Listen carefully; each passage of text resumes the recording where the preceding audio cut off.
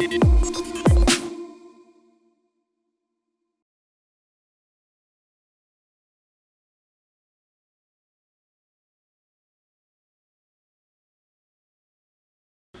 enjeux du pacte migratoire européen consisteraient à trouver une solution commune en matière de politique migratoire. Mais c'est un pacte tel qu'il est proposé par la Commission qui paraît assez incomplet, puisque finalement il ne parle que de l'immigration irrégulière, contrairement à son intitulé, alors qu'il faudrait bien entendu réfléchir à un pacte qui concerne l'ensemble des questions migratoires. Donc il s'agit de la part de la Commission, je dirais plutôt d'une opération un peu de communication, parce qu'il n'y a vraiment rien de fondamentalement nouveau dans ce pacte, sinon un certain nombre d'intentions qui sont souhaitables. Je pense notamment au fait de raccourcir la durée des demandes d'asile. Mais en outre, il faut ne pas oublier que ce pacte ne pourra produire des effets que s'il est accepté à l'unanimité par l'ensemble des membres et voté par le Parlement européen. Or, il pose un problème, c'est qu'il va être très long à étudier puisqu'il fait plus d'1 millier de pages. Donc je crois qu'il va falloir être patient pour voir un petit peu s'il y a une avancée réelle dans ce pacte, à la fois dans les intentions, mais surtout dans sa mise en œuvre.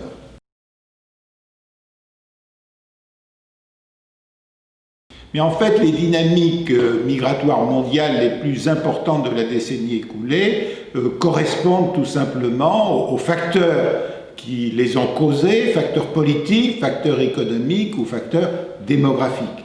Mais bien entendu, comme dans le passé, ce sont les facteurs politiques qui expliquent les principaux flux migratoires. Alors parfois, ces facteurs politiques sont évidents. Par exemple, les millions de Vénézuéliens qui ont quitté le Venezuela parce que le pays est de plus en plus mal gouverné et de plus en plus autoritaire. Ceux qui ont quitté la Syrie ou l'Irak dans la situation de conflit dur, de présence de l'État islamique qui existait sur ces territoires. Alors parfois, il y a d'autres migrations qui donnent l'impression d'être davantage de nature économique. Mais lorsqu'on y réfléchit, elles sont largement de nature politique. Regardez par exemple les millions de Zimbabwéens qui sont partis en Afrique du Sud. Le Zimbabwe n'est pas un pays pauvre, il a des ressources tout à fait considérables. Mais malheureusement, sa gouvernance politique a été extrêmement mauvaise, d'où cet appauvrissement des populations qui fuient pour essayer de trouver de quoi vivre ailleurs. Et l'on pourrait ainsi multiplier les exemples.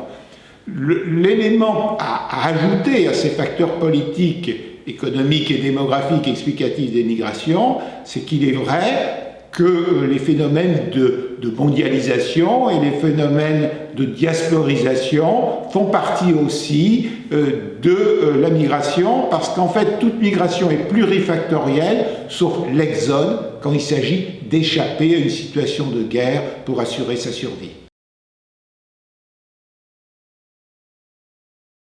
Alors, dans les 10 prochaines années, les facteurs que l'on a connus dans le passé vont continuer à s'exercer.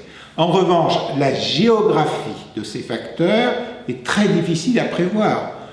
J'ai cité le Venezuela, mais nous pourrions prendre la Côte d'Ivoire. Vous voyez que la Côte d'Ivoire a été un pays d'immigration pendant les 40 années qui ont suivi son indépendance. Et puis ensuite, malheureusement, il y a eu une crise politique en Côte d'Ivoire, avec un conflit d'ailleurs militaire, et donc cela a complètement changé la physionomie de la Côte d'Ivoire, qui est devenue un pays d'émigration. De la même façon, jusqu'en 2011, la Syrie était un pays d'immigration, notamment pour les Irakiens, pour les Palestiniens. Et puis la guerre civile en Syrie s'est traduite par le fait que la Syrie est devenue un pays d'émigration. Donc il est très difficile de prévoir la géographie future des flux migratoires, parce qu'elle dépendra beaucoup de l'évolution de la gouvernance des différents pays. En revanche, il y a un élément structurel qui est en train de modifier de façon quand même certainement significative les flux migratoires, c'est la pandémie Covid-19.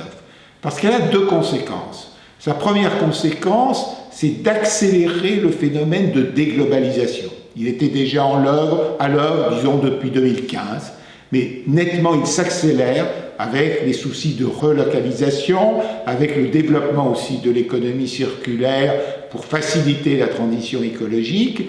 Et puis surtout, on voit très bien la diminution des transports qui va être significative. On ne reviendra pas à ce que j'ai appelé moi l'hypermobilité telle qu'elle existait avant cette pandémie, et cela signifie inévitablement un certain nombre de migrations internationales qui ne seront plus nécessaires, ou du moins pas avec la même intensité, et notamment ce que j'appelle les migrations entrepreneuriales, c'est-à-dire en gros les gens qualifiés qui migrent pour avoir une opportunité dans tel ou tel pays.